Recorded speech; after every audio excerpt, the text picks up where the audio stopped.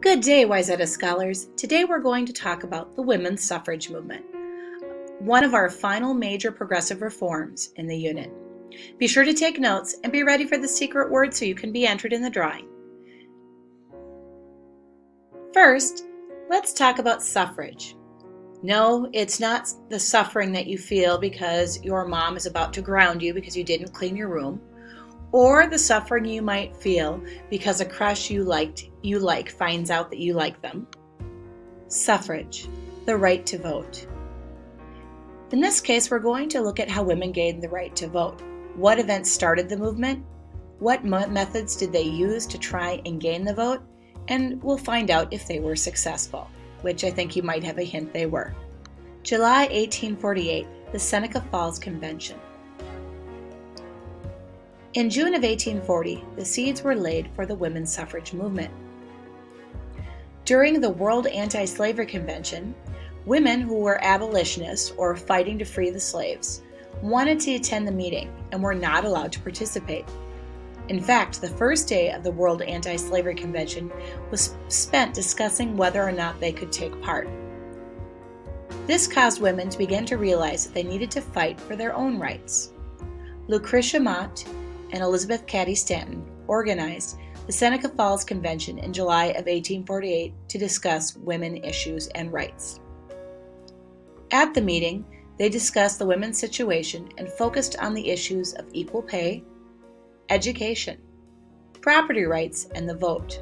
They listed the wrongs women suffered in the Declaration of Sentiments, and it was modeled after the Declaration of Independence with an important edit. We hold these truths to be self-evident, that all men, edit here, and women are created equal. Declaration of Sentiments, 1848. If you've ever wondered why Susan B. Anthony was on the dollar coin, or why her name has been tossed about as a possibility for the redo of the $20 or $10 bill, you're going to find out next. 1872. Susan B. Anthony votes. When the 15th Amendment passed in 1869, many women were rightfully upset at its wording and its purpose. If you remember, the 15th Amendment did not extend the vote to all Americans, but rather just to African American men. Women wanted to challenge the law based on the rights of citizenship under the 14th Amendment. Susan B. Anthony and 50 other women attempted to vote in the 1872 presidential election. 15 convinced officials to let them vote. Susan B. Anthony was arrested for illegally voting, and during the trial, she gave speeches throughout the country. When she finally was allowed to testify, she explained, "You have tramped underfoot every vital principle of our government. My natural rights, my civil rights, my political rights, my judicial rights are all alike ignored." In the end, she was found guilty and sentenced to $100 or jail time. When she refused to pay the $100 fine, Justice Hunt did not want her put in jail. He wanted to eliminate the opportunity for the Supreme Court to rule on her case.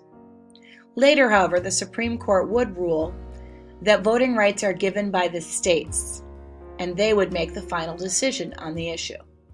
Women were going to need a new way to gain the vote. The courts had failed them at this time.